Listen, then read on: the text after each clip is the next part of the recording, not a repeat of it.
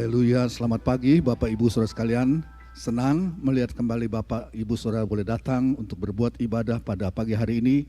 Kalau boleh saya tahu melihat ada satu atau dua jiwa barangkali yang baru pertama kali datang di gereja kami, gereja ini saudara, boleh angkat tangan dalam hitungan yang ketiga, oke? Yang baru pertama kali, jangan malu saudara. Dalam hitungan yang ketiga boleh angkat tangan dimanapun saudara berada. 1, 2, 3. Ada? Oke, puji Tuhan. Puji Tuhan. Saya memberikan salam juga untuk teman-teman, saudara-saudara yang bergabung bersama dengan kami di channel YouTube kami. Selamat datang. Tuhan memberkati kedatangannya. Kami senang saudara boleh bergabung bersama dengan kami. Puji Tuhan. Bapak Ibu, sebelum saya sampaikan firman Allah, sebentar jam 9, saya, Ibu Nina, Ibu Ida, Saudara Ronald, Munte, Ibu Yeni dan keluarga Bapak Didi, kami akan berangkat ke Jakarta, kemudian jam 12 tengah malam berangkat dengan Emirates ke Dubai, kemudian lanjutkan ke Mesir dan terus ke tanah perjanjian Tuhan. Haleluya. Saudara mendoakan kami dan kami percaya kami semua dalam lindungan Tuhan dan kami akan membawa berkat daripada Tuhan juga di tanah Tuhan. Saya selalu katakan bahwa tanah perjanjian, Tuhan katakan this is my land, tanahku kata Tuhan. Ya, kita berdoa untuk itu semua, puji Tuhan. Baik, judul firman Allah pada pagi hari ini, memasuki tanah perjanjian kita. Tidak kebetulan judul ini saudara, memasuki tanah perjanjian kita. Mari kita baca Bilangan pasal 13 ayat 28 dan ayat yang ke 30. Bilangan pasal 13 ayat 28, hanya bangsa yang diam di negeri itu kuat-kuat dan kota-kotanya berkubu dan sangat besar. Juga keturunan Enak telah kami lihat di sana, ayat 30. Kemudian Kaleb mencoba menteramkan hati bangsa itu di hadapan Musa, katanya, tidak. Kita akan maju dan menduduki negeri itu, sebab kita pasti akan mengalahkannya. Nah sekarang Bapak Ibu, saya ingin saudara membaca satu ayat di perjanjian baru dalam surat Ibrani pasal 3. Ibrani pasal 3 ayat 19. Ibrani 3 ayat 19, demikianlah kita lihat bahwa mereka tidak dapat masuk oleh karena, garis bawahi, ketidakpercayaan mereka. Baca lagi saudara. Ibrani 3 ayat 19, penulis surat Ibrani memberikan kesimpulan mengapa Israel generasi pertama beserta dengan 10 pengintai tidak dapat masuk tanah Kanaan. Demikianlah kita lihat bahwa mereka tidak dapat masuk oleh karena ketidakpercayaan mereka. Bapak Ibu, pada pagi hari ini kita akan melihat, saya akan menyampaikan kepada saudara hari ini ada 3 hal, 3 secret, 3 rahasia untuk memiliki milik saudara atau untuk masuk dan mempusakai tanah Kanaan, yaitu tanah yang dijanjikan buat saya dan saudara. Jadi Bapak Ibu, setiap kita orang yang percaya kepada Tuhan, Allah memiliki untuk setiap saudara tanah perjanjian. Ya, Allah memiliki satu tanah perjanjian buat saya, satu negeri janji-janji, satu negeri perjanjian, ya, satu negeri perjanjian di dalamnya ada janji-janji untuk setiap anak Tuhan. Tuhan mengatakan hal tersebut, Tuhan yang memfirmankan hal tersebut kepada saya dan saudara, dan kalau kita mau menanggapi saudara firman Allah ini, karena Tuhan yang sudah memperkatakannya, Tuhan yang sudah menyampaikannya, kalau ada orang, kalau ada anak Tuhan yang mau pergi untuk mengambil, untuk memiliki perjanjian tersebut, untuk mengambil, mempusakai tanah perjanjian tersebut. Ya, kemarin bicara dengan pendeta Dolphy Memah, ya, dia juga baru pulang dari Israel, Bapak Ibu. Ya, seringkali orang mengatakan kata dia Israel itu Holy Land. Holy Land. Ya bagus ya istilah itu, Holy Land. Tapi lebih tepatnya saudara, covenantal land. Tanah perjanjian, itu yang lebih pas. Itu tanah yang sudah dijanjikan kepada nenek moyang bangsa Israel, Bapak Abraham, Ishak dan Yakub. Dan bangsa Israel mempusakainya. Itu tanah perjanjian yang dijanjikan Tuhan. Dan kita secara spiritual pun mempunyai tanah perjanjian kita. Tuhan sudah memperkatakan janjinya untuk setiap saya dan saudara. Dan berapa banyak kita yang mau melangkah untuk memasukinya, untuk mempusakainya, untuk memilikinya. Ya. Nah saudara, dan Tuhan bilang kalau engkau berani, kalau engkau mau mempusakai dan memiliki tanah perjanjian itu apa yang aku sudah janjikan kepadamu, maka aku akan pergi bersama dengan engkau. Aku akan pergi bersama dengan engkau dan aku akan menunjukkan hal-hal yang tidak pernah engkau impikan. Kalau engkau berani menanggapi dan menangkap apa yang aku katakan perjanjianku, maka aku akan menyertai engkau dan engkau akan melihat sekali lagi hal-hal yang tidak pernah engkau impikan.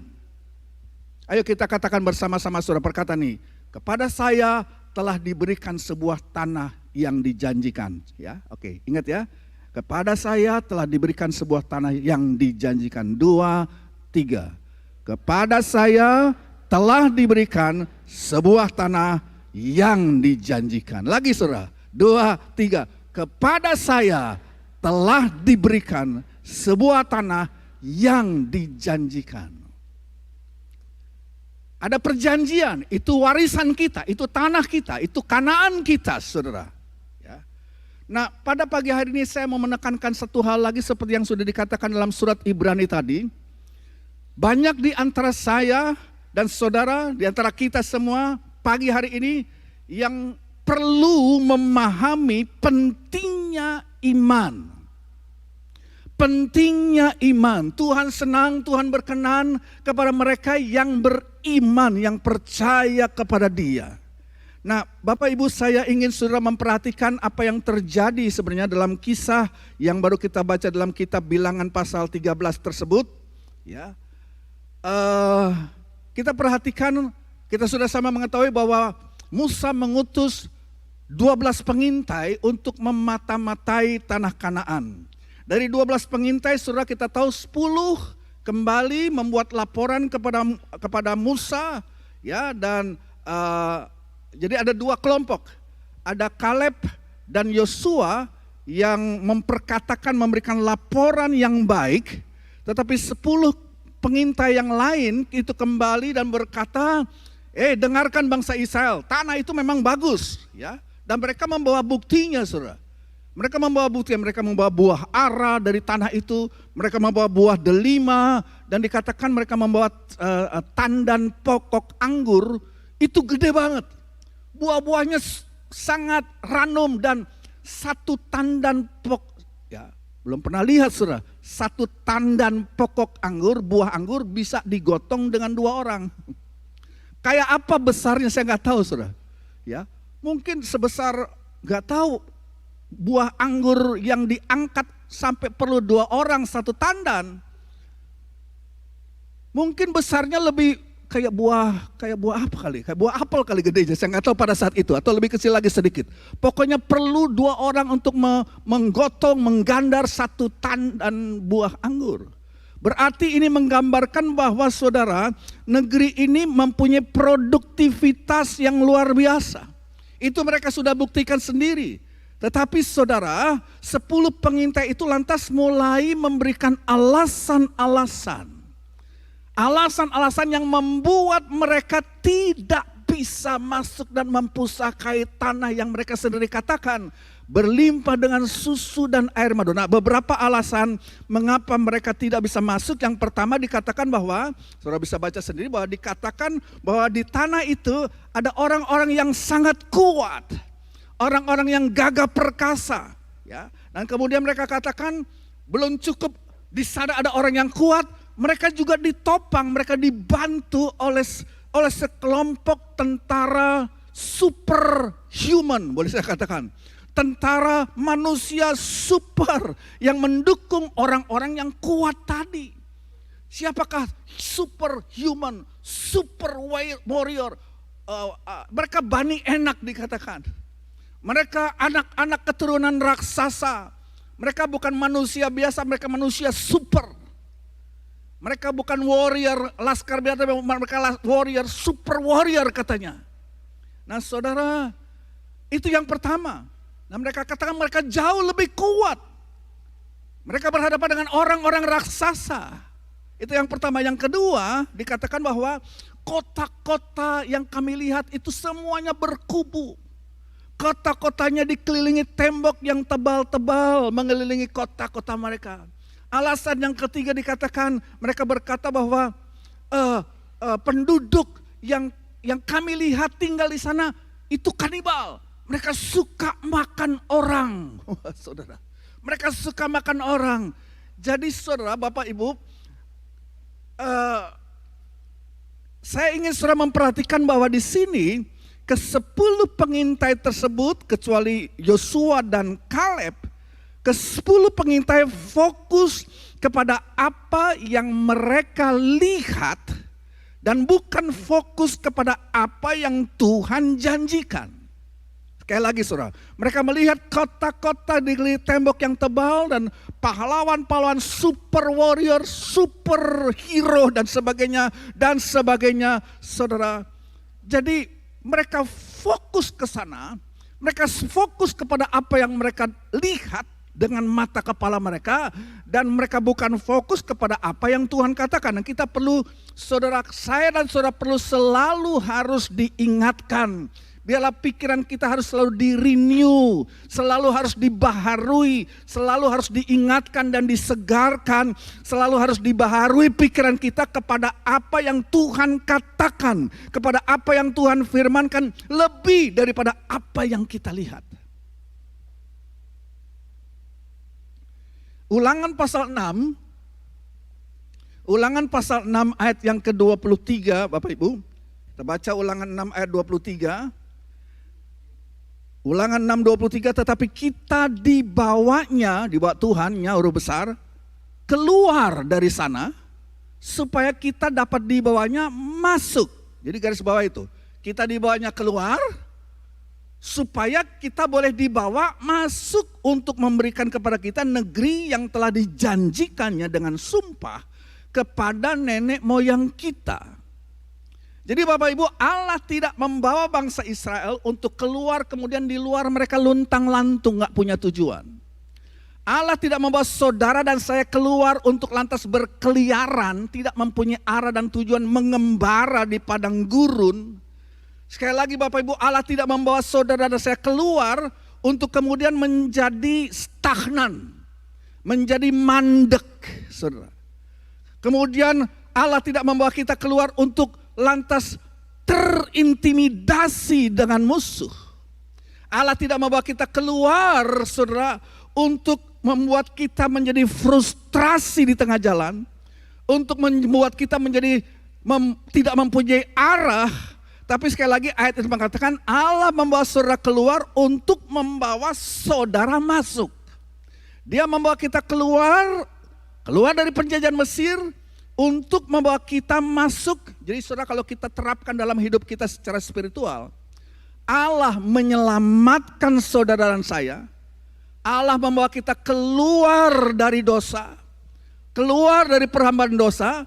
Dan dia tidak hanya membawa saudara keluar, tapi dia mau supaya kita memiliki apa yang dia ingin kita miliki. Dan dia ingin membawa masuk kita kepada sesuatu yang dia punyai untuk kita. Bukannya membawa keluar kita dari Mesir, dan saudara, saya yakin saudara sudah keluar dari Mesir, amin. Kita sudah dilepaskan, kita sudah dimerdekakan, kita sudah keluar dari dosa dan penjajahan dosa. Lantas mau ngapain? What next?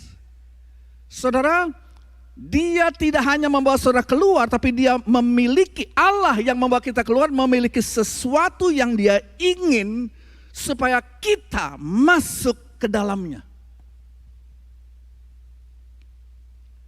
Nah, pertanyaan saya kepada saudara pagi ini adalah, Apa yang menghalangi kita? Apa yang menghalangi saudara sehingga saudara tetap tinggal di luar tanah perjanjian itu dan tidak masuk seperti Israel generasi pertama, seperti ke-10 pengintai tersebut. Tadi kita sudah lihat, ya. Mereka berkata, oh tembok-temboknya, kubu-kubu yang mengelilingi kota-kota yang ada di tanah Kanaan, tanah perjanjian itu menghalangi kami, itu yang menghalangi kami. Orang-orang kuat yang ada di sana yang disupport oleh raksasa-raksasa superhuman, itu yang sudah menghalangi kami. Perlawanan kuat dari mereka, ya orang-orang yang menentang kami, itu yang sudah menghalangi kami. Tambah satu lagi, wilayahnya dari gunung-gunung sampai ke laut itu teritorial atau medan itu berat. Medannya juga terlalu sulit, sukar untuk diatasi. Itu yang sudah menghalangi kami. Dan saudara perhatikan, mereka mengulang-ulang hal tersebut. Dan semakin hal tersebut itu diulang-ulang tentang tembok, tentang raksasa, dan tentang kekuatan musuh dan medan yang berat, temboknya akan menjadi semakin tebal. Saya katakan, kalau kita hanya fokus dan mengulang-ulang saudara soal tembok, raksasa, kekuatan musuh dan medan yang berat, maka temboknya akan menjadi semakin tebal. Musuhnya akan semakin, raksasa-raksasa itu kayaknya akan semakin menjadi besar dan semakin tinggi. Dan medannya pun akan menjadi rasanya semakin sulit. Karena mereka fokus. Mereka mempermuliakan dan mereka membesarkan hal-hal tersebut. Jadi saudara, kita melihat di sini penilaian manusia ya mengenai mengapa mereka tidak dapat masuk. Ini hitung-hitungan manusia penilaian daripada 10 pengintai mengapa mereka tidak masuk. Mereka menyalahkan raksasa, mereka menyalahkan tembok, mereka menyalahkan orang-orang kuat yang ada di sana yang menentang mereka. Mereka menyalahkan medan atau keadaan alam yang berat yang mereka yang tidak bisa mereka atasi karena mereka tidak cukup kuat, mereka tidak cukup besar secara fisik untuk melakukannya. Itu penilaian manusia. Itu penilaian 10 pengintai yang saya sebut sebagai penilaian manusia. Nah sekarang, ya, apa penilaian Allah? Apa penilaian Allah? Allah berkata, mau tahu nggak? Apa kata saya? Apa yang saya nilai? Ya, apakah kalian bangsa Israel ingin tahu? Apakah saudara saya Israel rohani ingin mengetahui apa penilaian Tuhan tentang situasi yang membuat bangsa Israel tidak bisa masuk? Jawabannya cuma satu, tadi kita sudah baca dalam surat Ibrani pasal 3. Saudara, apa itu? Tuhan berkata mereka tidak bisa masuk cuma satu. Apa? Karena tidak percaya. Bukan karena raksasa, bukan karena tembok atau bukan karena medan yang berat, tapi karena ketidakpercayaan. Ini pengamatan Allah, ini penilaian Allah, ya, bahwa mereka tidak dapat masuk tanah Kanaan karena ketidakpercayaan mereka. Jadi perhatikan, kalau begitu kesimpulannya bukan tembok tebal yang menghentikan bangsa Israel generasi pertama, bukan raksasa raksasa tidak punya hubungan saudara dengan mereka untuk mereka tidak dapat masuk. Raksasa tidak menghentikan mereka, tembok tidak menghentikan mereka, orang-orang kuat tidak menghentikan mereka, ya, medan yang berat juga tidak menghentikan mereka. Allah berkata semua yang kamu harus lakukan adalah percaya kepada apa yang aku katakan. Cuma kamu tidak percaya. Dan saudara, kita seringkali Israel rohani secara spiritual juga mempunyai alasan-alasan yang sama. Kita semua melakukan hal ini. Ya. Kenyataannya adalah jika kita tidak masuk ke tanah yang dijanjikan. Dan saya mau katakan, ada tanah perjanjian untuk keluargamu, yang percaya katakan amin. Ada tanah perjanjian untuk anak-anakmu, yang percaya katakan amin. Ya. Tetapi saudara, jika kita tidak masuk ke tanah yang dijanjikan untuk keluarga kita, untuk anak-anak kita, kalau kita tidak bisa masuk ke tanah pusaka yang Tuhan takdirkan untuk kita miliki, itu bukan sekali lagi karena raksasanya yang terlalu perkasa. Itu bukan karena tembok-tembok yang terlalu tebal, terlalu besar untuk Tuhan, saudara, atau lebih besar daripada Tuhan yang menyuruh kita berangkat dan pergi. Hanya ada satu alasan. Hanya ada satu alasan. Dan alasan itu Tuhan bilang, karena saya dan saudara tidak percaya apa yang telah Tuhan katakan kepada kita. Ini seringkali pergumulan kita, percaya apa tidak? Jadi apakah yang membuat kita tidak dapat mempusakai dan masuk tanah Kanaan? Cuma satu nomor saja. Ya. Atau saya memberikan beberapa hal. Yang pertama tadi kita lihat adalah ketidakpercayaan. Ketidakpercayaan. Jadi Bapak Ibu, biarlah pada pagi hari ini kalau kita mendengar Tuhan sudah memfirmankannya, kalau kita melihat bahwa Tuhan Allah, aku sudah mengatakannya, mari kita mengambil posisi, kita mau berdiri. Ini saatnya kita berdiri untuk mempercayai apa yang firman Allah katakan. Strong in the word. Mari percaya kepada apa yang Allah perkatakan itu. Kita harus katakan seperti Yosua katakan, adapun aku dan rumahku kami akan melayani Tuhan. Oh, aku percaya Tuhan berkata, dialah Yehovah Rafa, dialah Yehovah Yire. Kita harus percaya, aku percaya itu. Kita percaya, surat Filipi katakan, Allahku akan memenuhi semua kebutuhanku menurut kekayaan dan kemuliaannya. Aku percaya, I believe. Itu yang menjadi persoalan kita. Apakah ada orang pada pagi hari ini yang mengambil keputusan dalam jiwanya bahwa semua bukan raksasa nggak ada. Bahwa ada tembok tebal ada medan yang berat ada. Tapi apakah ada orang pada pagi ini yang mau mengambil keputusan bahwa semua raksasa, semua tembok perlawanan tidak boleh menghentikan saya untuk mewarisi janji-janji itu? Oke saudara, kalau saudara berkata seperti itu, berikan kemuliaan bagi Tuhan. Haleluya. Jadi ketidakpercayaan harus dipatahkan. Ketidakpercayaan harus ditaklukkan. Itu yang pertama, ketidakpercayaan. Itu penilaian Tuhan. Yang kedua, yang menghalangi saudara 10 pengintai dan seluruh bangsa Israel generasi pertama tidak mempusakai perjanjian yang Tuhan katakan adalah, tadi pertama sudah tidak percaya, yang kedua adalah intimidasi. Intimidasi. Ya. Ini bicara kalau kita lihat saudara, Alkitab mengatakan bahwa 2 dari pengintai, dari 12 pengintai yang diutus oleh Musa berkata perkataan yang positif. Ya, kami dapat melakukannya. Kami dapat mengalahkan mereka. Kami dapat mewarisi tanah perjanjian. Kami percaya kepada Tuhan. Cuma 2 orang. Ya. Dan kita tahu nama mereka. Ya, namanya siapa saudara? Yosua dan Kaleb. Itu menonjol sekali. Ya. Sehingga kita mempunyai satu kitab yang namanya ya kitab Yosua. Kenapa? Ya karena imannya ini. Karena kepercayaannya. Nah, tetapi perhatikan 10 teman-teman mereka gak percaya. 10 teman mereka berkata perkataan yang negatif. 10 teman mereka berkata kami tidak bisa. Kami tidak dapat.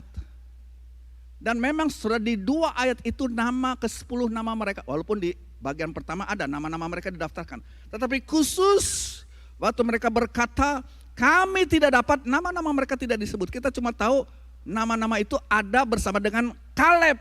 Kaleb disebut lagi namanya. Tapi 10 pengintai yang mempunyai perkataan negatif sudah tidak dicatat atau tidak disebut. Ya Alkitab cuma bilang begini, orang-orang yang pergi bersama dengan Kaleb. Orang-orang, ke-10 temannya. Ya. Cuma nama Kaleb yang disebut. Kenapa? Kenapa saudara? Simpel saja.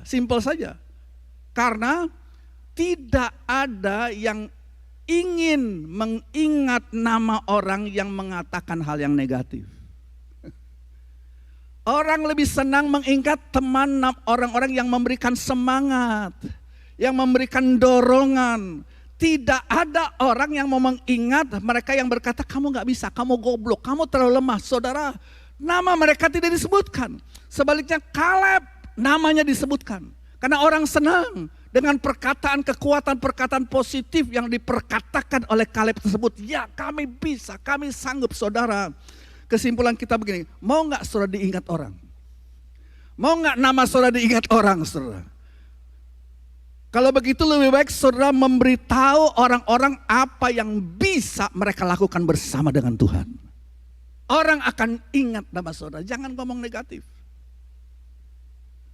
Jika saudara ingin diingat, lebih baik saudara memberitahu orang-orang apa yang bisa mereka lakukan bersama-sama dengan Tuhan. Kita kan harus saling menguatkan satu dengan yang lain. Amin, saudara.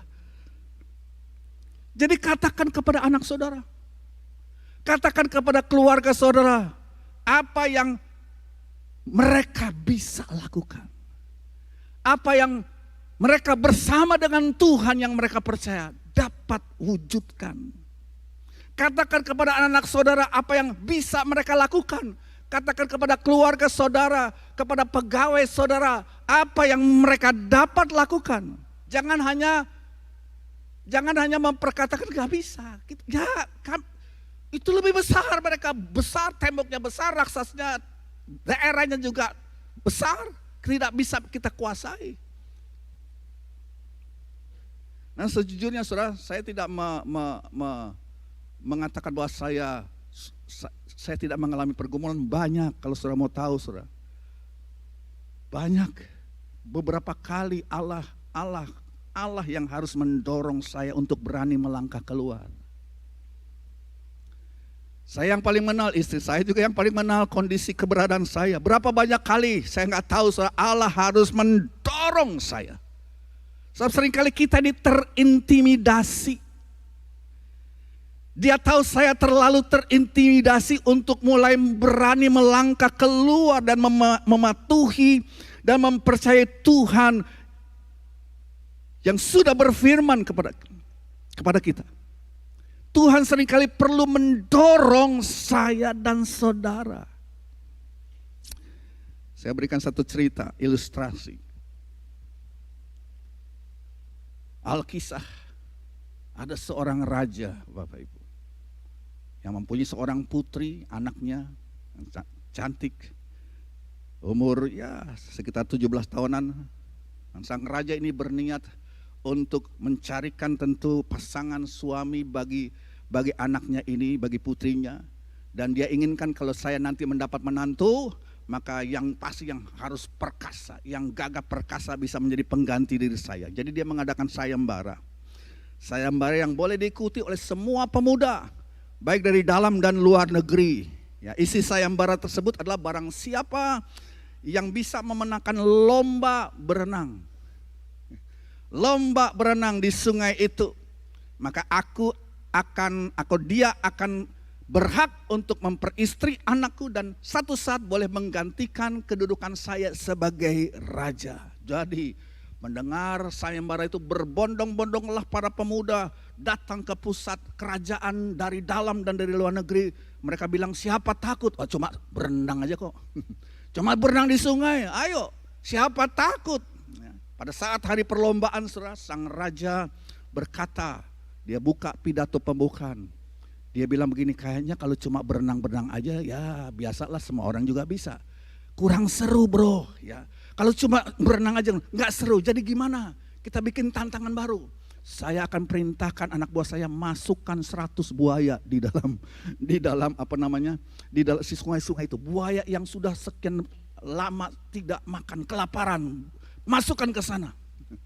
Bapak Ibu, ya jelas saudara, pemuda-pemuda tangguh yang pada awalnya sangat termotivasi mau dapat istri yang cantik dan mau meneruskan pemerintahan sang raja. Pada data sekarang mundur teratur mereka semua. Mereka menjadi ciut. Ya, tadinya pede banget, sekarang ciut. Ya. Dan gak ada yang berani terjun. Jadi, sang raja juga tahulah, wah ini raja paham bahwa Ada ketakutan di antara para peserta. Jadi dia panggil motivator-motivator terkenal. Motivator yang handal, yang memberikan semangat. Ayo, ya kamu akan mendapat ini loh. Kamu akan jadi anak raja, kan mantu raja. Wah, aku kurang apa lagi? Ayo, ya. Lawan aja tuh buaya katanya. Udah dikasih motivasi macam-macam, tetap saja waktu panggilan kedua, siapa yang akan berani ya berenang di tengah ratusan buaya yang ada di situ? Udah kasih motivasi. Tetap aja nggak ada yang berani. Dan saudara, sang raja udah pikir dia udah kecewa. Aduh, ya sang raja berputus asa dan dia mulai aja pulang. Waktu dia balik badan pulang, tiba-tiba cebur, dia balik. Dia lihat ada seorang pemuda, dia berenang, cepat sekali, saking cepat. Dan dia siksak di antara buaya. Buaya mau caplok dia lompat begitu. Wah. Sampai di ujung sana dengan selamat. Wah, orang-orang tepuk tangan. Dia disambut ya, dengan seruan sorak-sorai, dan raja bergegas menemui pemuda yang berani itu, memberikan selamat kepada pemuda atas kegigihannya. Wow, anak muda luar biasa, saya belum pernah melihat keberanian yang seperti itu yang kau sudah tunjukkan tadi, anak muda, luar biasa sekali. Nah sekarang katakan apa permintaanmu? Ya, saya kasih, mau menikahi anakku besok, mau menggantikan anakku besok. Anak muda itu heran, dia seperti tunduk, geleng-geleng, enggak, saya enggak mau semua itu. Satu permintaanku, ya baginda raja, kasih tahu saya, tadi yang dorong saya nyemplung siapa? Rupanya didorong, saudara. Karena didorong udah kejebur, yang mau nggak mau dia beku, tuh dia sampai juga. Kadang-kadang kita perlu didorong. Amin. Kadang-kadang saya perlu didorong. Raja bertanya, kenapa sih yang biarin dorong, yang penting kan kamu sudah menang. Enggak, saya mau kasih terima kasih kepada dia yang udah ngedorong saya. Sehingga saya terpaksa harus maju. Dan saudara, kadang-kadang kita harus didorong. Dan Tuhan mau mendorong kita. Tuhan mau mendorong saya dan saudara. Saya seringkali ketakutan setengah mati, saudara. Ya saudara, saya seringkali dan saudara juga seringkali terintimidasi. Ya, tapi Allah punya cara untuk mendorong saya dan saudara keluar. Dan ketika saudara melangkah keluar, walaupun kadang-kadang rada terpaksa, saudara, lihatlah Tuhan mulai membuka pintu untuk saudara. Tidak ada manusia yang bisa menutupnya. Lihatlah Tuhan berkata, ya, aku buka jalan buat engkau, aku beserta dengan engkau. Saudara, saudara bersiap-siaplah, Tuhan akan mendorong saudara. Saudara akan didorong Allah ke tempat di mana Dia memanggil saudara untuk pergi, untuk berangkat dan pusakai. Terima itu janji Tuhan. Jadi saudara lihat dua hal kita saudara. Yang pertama yang membuat bangsa Israel atau 10 pengintai tidak dapat masuk tanah Kanaan adalah intimidasi. Dan yang kedua ketidakpercayaan, dan yang kedua tadi kita sudah lihat intimidasi. Ya. Mereka tidak dapat masuk ke tanah perjanjian bukan karena raksasa, bukan karena tembok besar, bukan karena medan yang berat, bukan karena musuh yang kuat, bukan karena ada manusia-manusia super di sana, tapi mereka semua tidak dapat masuk karena ketidakpercayaan satu, dan mereka terintimidasi. Dan yang ketiga ini yang terakhir, yang membuat mereka tidak dapat masuk tanah perjanjian adalah soal belalang. Soal belalang. Belalang. Saudara tahu mereka berkata, 10 pengintai bilang begini, kami ini seperti belalang di mata kami sendiri dan begitu juga di mata mereka. Perhatikan ayat itu. 10 pengintai bilang ini, kami seperti belalang di mata kami dan juga di mata mereka. Di mata musuh kami. Apa pelajaran yang kita boleh ambil, saudara? Bagaimana 10 pengintai ini memandang diri mereka sendiri. Bagaimana juga kalau begitu saudara dan saya melihat dirimu sendiri, dan hal itu menentukan bagaimana musuh melihat dirimu. Sekali lagi saya ulangi. Bagaimana saudara melihat dirimu sendiri menentukan bagaimana musuh mengaminkan apa yang saudara lihat tentang diri saudara sendiri. Jadi saudara, jika saudara memiliki gambar diri atau citra diri yang buruk tentang diri saudara, seperti yang dikatakan oleh 10 pengintai, kami tidak mampu, kami tidak bisa saudara. Kami ini semua seperti belalang, dan demikian juga pandangan mereka tentang kami belalang. Jadi saudara, kami melihat diri kami sebagai belalang, dan musuh setuju, ya kamu belalang. Kan begitu saudara. Kalau kita memperkatakan diri kita belalang, musuh akan mengaminkan, ya kamu adalah memang belalang. Nah perhatikan saudara, ada satu kata lagi yang menarik di sana dikatakan, mereka berkata kami. Itu buat saya menarik. Kami. Kami jadi jamak ini maksudnya. Jamak. Kami jamak. Kami di mata kami adalah belalang. Jadi masalahnya adalah saudara, bukan hanya bagaimana saya melihat diri saya, tetapi bagaimana saya melihat orang lain. Bagaimana saya melihat juga saudara. Kita kan komunitas Elohim. Kita juga punya komunitas care. Saudara, bukan hanya saya yang menentukan, saudara perhatikan ini, bukan hanya saya yang menentukan apakah saya masuk tanah perjanjian atau tidak, tapi juga yang menentukanlah kalau saya melihat orang lain. Kalau saya melihat saudara, kalau saya melihat saudara, kalau saya melihat anak saya, kalau saya melihat istri saya, kalau saya melihat saudara, dan saya bilang, saya belalang, kamu juga belalang. Kami, di mata kami adalah belalang, dan dengan demikian musuh juga berkata, kamu belalang. Jadi saudara, kita ini berkomunitas. Dan kita, apa yang kita perkatakan tentang diri kita dan tentang orang lain itu perkataan negatif, itu akan membuat kelumpuhan. Makanya saudara, 10 orang yang punya visi seperti itu membawa berita itu kepada Musa, ketularan 3 juta bangsa Israel menjadi tidak percaya. Karena apa? Mereka tidak dapat masuk tanah Kanaan bukan hanya karena melihat diri mereka sendiri adalah belalang, tapi mereka juga memperkatakan, kamu juga sama, kamu juga belalang kok. Yang saya mau katakan begini saudara, poin saya begini saudara. Belalang artinya sesuatu yang gak penting. Ya, belalang kita ketemukan, saudara, kita belalang, ya kita injak aja lah, mati dia tuh. Jadi sesuatu yang remeh, sesuatu yang tidak penting, dan kita berkata, saya melihat anak saya payah dia tuh, kayak belalang, nggak penting, ya. Kamu nggak penting, kamu nggak penting, kamu nggak penting, nggak penting, nggak penting. Wah, saudara, kalau sikap kita seperti itu, kalau kita berkata kamu bodoh, kamu goblok, kamu bukan seperti situ, kamu bukan seperti situ. Ketika saudara mulai melihat orang lain tidak signifikan, sedangkan Allah sudah memanggil saya dan saudara untuk berkomunitas, untuk berada di satu kelompok. Dan bagaimana saudara melihat dirimu dan bagaimana saudara melihat kelompokmu. Saya gak mau melihat saudara sebagai belalang, amin. Saudara anak-anak Tuhan yang gagah perkasa dalam Tuhan. Mari perkatakan hal-hal positif itu. Jangan lihat kita belalang, saudara. Jangan memperkatakan, karena memang ada orang-orang yang mungkin, kalau anak saudara sedang berusaha sesuatu, jangan bilang lu goblok gak bisa apa-apa.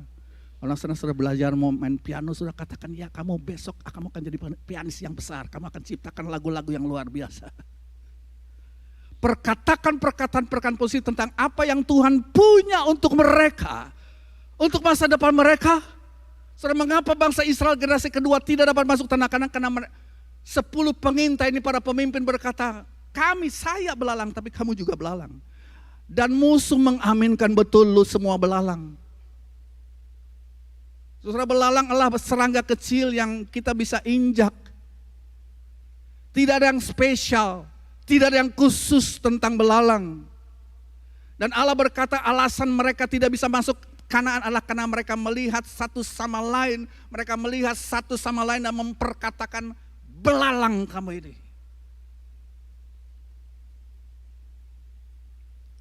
Jangan sebut anak-anak saudara belalang. Itu darah daging saudara.